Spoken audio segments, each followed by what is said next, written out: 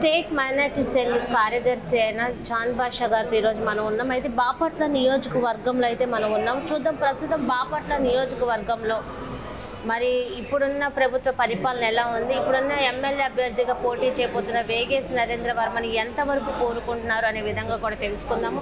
మరి తెలుగుదేశం పార్టీకి సంబంధించి మైనార్టీ సెల్ కార్యదర్శిగా కూడా వర్క్ చేస్తున్నారు. నమస్తే అండి సార్. ప్రస్తుతం చూసుకుంటే మైనార్టీలు రాజశేఖర రెడ్డి గారు ఇచ్చిన 4% వల్ల అంతా రాజశేఖర రెడ్డి గారి వైపే ఉన్నారని అంటున్నారు. మరి ఈరోజు బీజేపీతో పొత్తు కూడా చూసుకుంటే మైనార్టీ ఓటు పడదనే దిశగా కూడా ఉంది. మేడం, కాకపోతే ఇప్పుడున్న మైనార్టీలు ఏం ఆలోచిస్తున్నారంటే, మీరు చెప్పిన వాస్తవమే, రాజశేఖర గారు ఉన్న టైంలో మేము చెప్పినా సరే మైనార్టీలు అంతా వైఎస్ఆర్ కాంగ్రెస్కి ఓటు చేశారు. తర్వాత కాంగ్రెస్కి పెద్ద ఓట్ బ్యాంక్ మైనార్టీలు ఉన్నారు. ఏదో మాలాంటి వాళ్ళు 83 నుంచి రామారావు మీద అభిమానంతో తెలుగుదేశంలో ఉన్నాంలే, కానీ మెజార్టీ మైనార్టీలు కాంగ్రెస్ వెంటే ఉన్నారు. ఆ తర్వాత జగన్ వచ్చిన తర్వాత రాజశేఖర గారిని దృష్టిలో పెట్టుకొని తను ఏదో చేస్తాడనేసి వన్ సైడ్ ఓటేసిన మాట వాస్తవం. అయితే ప్రస్తుతం పరిస్థితులు మారినాయి మేడం మైనార్టీస్. ఎందుకంటే చూసుకుంటే ఈ 4 ఏళ్లలో జగన్ మైనార్టీలను వాడుకొని వదిలేసాడులే, కానీ ఏ ఒక్క విషయంలో కూడా తను పట్టించుకున్న మాటలకైతే చాలా ఉన్నాయి. మాటలు మైనార్టీలను అయితే బొత్తిగా గాలి వదిలేసేసాడు. వ్యతిరేకత అయితే మైనార్టీల్లో ఈ ప్రభుత్వం మీద చాలా ఉంది మేడం, గ్రౌండ్ లెవెల్లో చాలా ఉంది. ఎందుకు వ్యతిరేకత? ఏం చేశారు జగన్మోహన్ రెడ్డి? విషయం ఏంటంటే మేడం, అసలు మామూలు జనరల్ వ్యతిరేకత, ప్రభుత్వం మీద ఉన్న జనరల్ వ్యతిరేకత అంటే ధరలు కావచ్చు, ఉద్యోగాలు లేకపోవడం కావచ్చు, విదేశీ చదువు కావచ్చు, షాదీ ముబారక్ ఇలాంటి మన గత ప్రభుత్వాలను కొన్ని పథకాలు ఎత్తేయటం కావచ్చు. ఇకపోతే ఏదైతే రాజశేఖర రెడ్డి హయాంలో మైనార్టీలకి ఆ గౌరవం ఉంది చూసారా, ప్రతి విషయంలో అది సాంఘిక స్థానిక సంస్థల్లో కావచ్చు, అధికారాల్లో కావచ్చు, మిగతా విషయాల్లో మైనార్టీలు అగౌరవానికి ఫీల్ అయ్యారు. ఒకటి ఈ బుజ్జగింపు తప్ప మైనార్టీలకి అయితే ఒరిగింది ఏమీ లేదు. అసలు మైనార్టీలు మీకు ఏం కావాలి? అసలు మైనార్టీలకి టీడీపీ అధికారంలోకి వస్తే లేదా వైసీపీ మళ్ళీ వస్తే అసలు వీళ్ళ నుంచి మీకు ఏం కావాలి? మా నుంచి మైనార్టీలకి జగన్ మేనిఫెస్టోలో పెట్టినట్టు తను మైనార్టీలకి 6 పథకాలు పెట్టాడు మేడం మేనిఫెస్టోలో. అదేంటంటే మైనారిటీ బ్యాంక్ పెట్టి మైనార్టీలు ఆర్థికంగా ఆదుకుంటానన్నాడు, మైనార్టీలని పారిశ్రామికంగా ప్రోత్సహిస్తానన్నాడు, మైనార్టీలని చదువుల విషయంలో ప్రత్యేకంగా చూస్తానన్నాడు. లేకపోతే దుల్హన్ పథకం అంటే పెళ్లి కాని ఆడపిల్లలకు కానీ వేరే విధంగా ఆదుకుంటానని దుల్హన్ పథకం కంటే గొప్ప పథకం నేను తెచ్చి చేస్తా అన్నాడు. ఉద్యోగాల్లో మైనార్టీస్కి ప్రత్యేక రిజర్వేషన్ అన్నారు.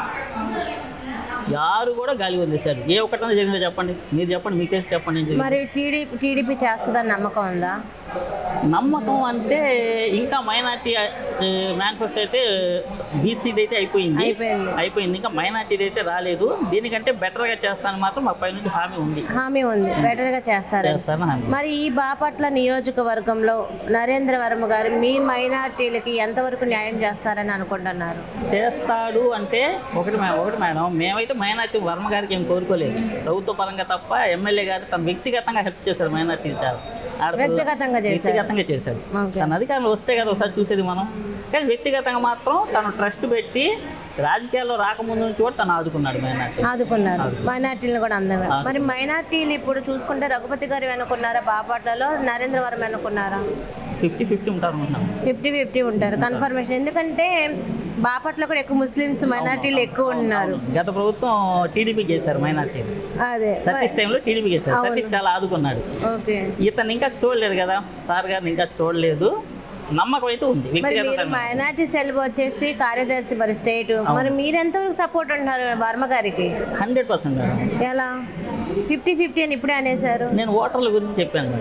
అసలు మీరెంత వరకు సపోర్ట్? మరి ఎందుకంటే ఆ మాట ఎందుకు వాడానంటే, ఓటర్లని బాపట్ల అనేది ముందు నుంచి కూడా కాంగ్రెస్ కంచుకోట బాపట్ల. వైసీపీ వచ్చిన దగ్గర నుంచి అది సామాజిక పరంగా కావచ్చు, కులాల పరంగా కావచ్చు, వైసీపీకే ఇక్కడ ఎవరైనా చెప్పినా, ఇప్పుడు నేను చెప్పినా అది ఫేవర్గా ఉంటుంది. ఈ కోటల్ని బద్దలు కొట్టాలంటే మాత్రం కష్టపడాలి మేడం. ప్రస్తుతం అయితే వ్యతిరేకత మైనార్టీల్లో ఎస్సీ ఓట్ బ్యాంక్ ఎక్కువ మేడం. వ్యతిరేకత 50% వచ్చింది మేడం. ఈ నెలలో ఇంకా వస్తుంది. ఇంకా వస్తుందా వస్తుంది. కోడ్ తర్వాత ఇంకా వస్తుంది, బయటపడదు. ఇప్పుడు మైనార్టీలు ఇక్కడ ఎంత పర్సెంటేజ్ ఉన్నారు? మైనార్టీ వచ్చేసేసి మన బాపట్ల సెగ్మెంట్లో తక్కువే మేడం, ఒక 8%, 7-8% తక్కువ ఓట్ బ్యాంక్ ఉన్నారు. టౌను 4 విలేజ్లు తప్ప మైనార్టీస్ అంతగా ప్రభావితం చేసేటవే లేదు. అసలు మీరు చూసుకుంటే నరేంద్ర వర్మ గారు ఇక్కడ గెలుస్తారా నమ్మకం ఉందా? పక్కాగా మేడం గెలుస్తుంది. ఎందుకు? అదే ప్రభుత్వ వ్యతిరేకం కావచ్చు, స్థానిక ఎమ్మెల్యే మీద వ్యతిరేకత కావచ్చు. స్థానిక ఎమ్మెల్యే మీద వ్యతిరేకత ఉంది, మైనార్టీలు చాలా వ్యతిరేకత ఉంది.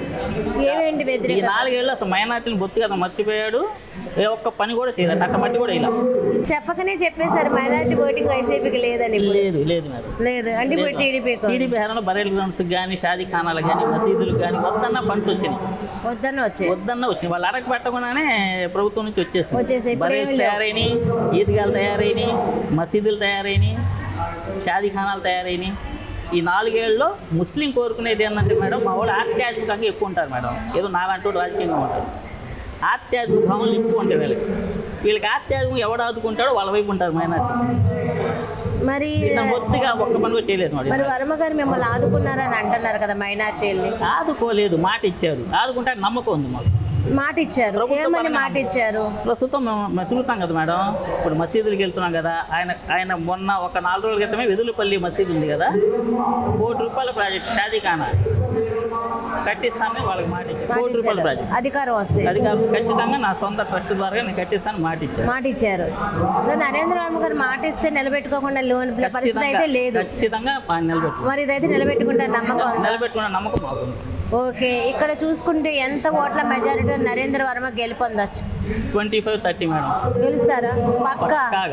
అంత వ్యతిరేకత ఉంది అసలు, అంత వ్యతిరేకత. అట్లా మీరు గ్రౌండ్ లెవెల్ పైన అడగటం కాదు, గ్రౌండ్ లెవెల్లో క్షేత్రస్థాయిలోకి వెళ్తే మీకు తెలుస్తుంది అసలు వ్యతిరేకత. వాళ్ళు బయట చెప్పలేదు, భయం ఈ ప్రభుత్వం మీద. కోడ్ వస్తే గానీ అంత బాంబ్ బ్లాస్ట్ అయిపోతుంది, అందరు బ్లాస్ట్ అవుతారు, బ్లాస్ట్ అంటే ఈసారి అయితే కోట 4 ఏళ్ళ నుంచి టీడీపీ లేదు మేడం ఇక్కడ బాపట్ల. ఈసారి అయితే ఆ కోట బద్దలై కోట అయితే ఇక్కడైతే బాపట్ల అయితే వైసీపీ కోట అయితే బద్దలు కొట్టేస్తుంది ఖచ్చితంగా. అంటే అది నరేంద్ర వల్లే సాధ్యమా? అంటే నరేంద్ర వర్మ గారి మంచితనం, అతని మీద జనంకున్న నమ్మకం ఇప్పుడిప్పుడే వస్తుంది. ఈ 6 months నుంచి గెయిన్ అవుతుంది. ఎమ్మెల్యే మీద ఉన్న బ్యాడ్ రెండు మనం మాట్లాడకూడదు. చూశారు కదా, ఎందుకంటే మైనార్టీలు అందరూ చెప్పకనే చెప్పేశారు. ఎందుకంటే మనం ఎన్ని అడిగినా సరే 50-50 అంటూ ఉన్నారు. ఇప్పుడు ఒక విషయంగా అడిగితే మాత్రం మైనార్టీలు అందరూ నరేంద్ర వర్మకి సపోర్ట్ ఉన్నారని కూడా చెప్పేశారు. మరి ఈ బాపట్ల కంచుకోట ఒకప్పుడు వైఎస్ఆర్సీపీ కాంగ్రెస్ది. మరి ఈసారి ఈ 4 దశాబ్దాలు అంటే ఈ 4 దఫాల తర్వాత ఈసారి ఖచ్చితంగా మరి వేగస్ నరేంద్ర వర్మ విన్ అవుతారు. ఖచ్చితంగా ఆయనదే విజయం అని కూడా అంటున్నారు. చూద్దాం 2024 మరి ఈ కంచుకోట ఎవరు బదులు కొడతారు? పాత కంచుకోట అవుతుందా, కొత్త కంచుకోటగా మారనుందా బాపట్ల అనేది చూడాల్సిందే. మరి 2024 ఎలక్షన్స్కి మేము కూడా వెయిట్ చేస్తున్నాం.